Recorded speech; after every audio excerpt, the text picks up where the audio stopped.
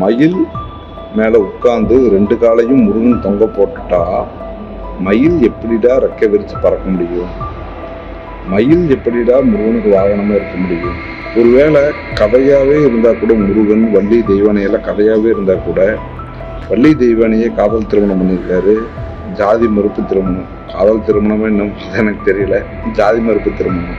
முருக பக்தர்கள் தான், முருகனுக்காக நடந்து போறவங்க தான், எல்லாம் இந்துக்கள் தான்.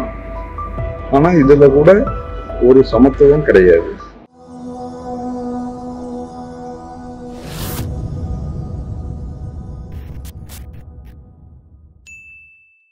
முருகனுக்கு வாகனம் எதுன்னு கேட்டா மயில்னு சொல்றாங்க எல்லாரும்.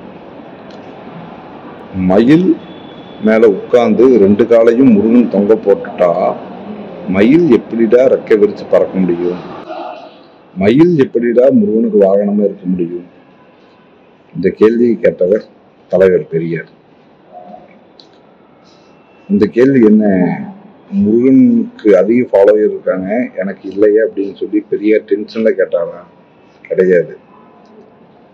உழைக்கும் மக்களான பிற்படுத்தப்பட்ட, தாழ்த்தப்பட்ட, அதாவது கவுண்டர், செட்டியார், நாடார், பறையர், பல்லர், அருந்ததியர், இப்படிப்பட்ட உழைக்கும் மக்கள், தினக்கூலிகள், இவங்க அதிக பக்தி கொண்டு பாத யாத்திரை போறது, கடன் வாங்குறது, விரதம் இருக்கிறது, நாக்கில வேலை குத்திட்டு போறது, கடவாயில வேலை குத்திட்டு போறது, காவடி தூக்கிட்டு இங்கிருந்து சுமந்தே போறது, இதெல்லாம் யாரு?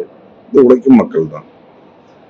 எந்த ஐயராவது, ஐயங்காராவது, சாஸ்திரியாவது, ஏதோ ஒரு பூணூல் குரூப், எந்த குரூப் ஆகுது இப்படியெல்லாம் வேல் குத்திட்டு அழகு குத்திட்டு போறாங்களா?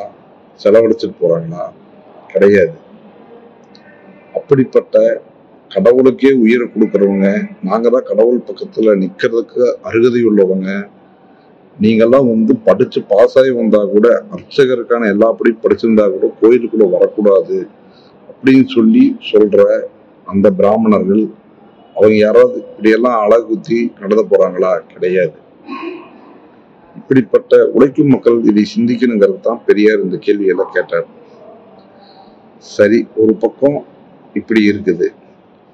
ஒருவேளை கதையாவே இருந்தா கூட, முருகன் வள்ளி தெய்வானையெல்லாம் கதையாவே இருந்தா கூட, வள்ளி தெய்வானையே காதல் திருமணம் பண்ணியிருக்காரு. ஜாதி மறுப்பு திருமணம், காதல் திருமணமே இன்னும் எனக்கு தெரியல, ஜாதி மறுப்பு திருமணம்.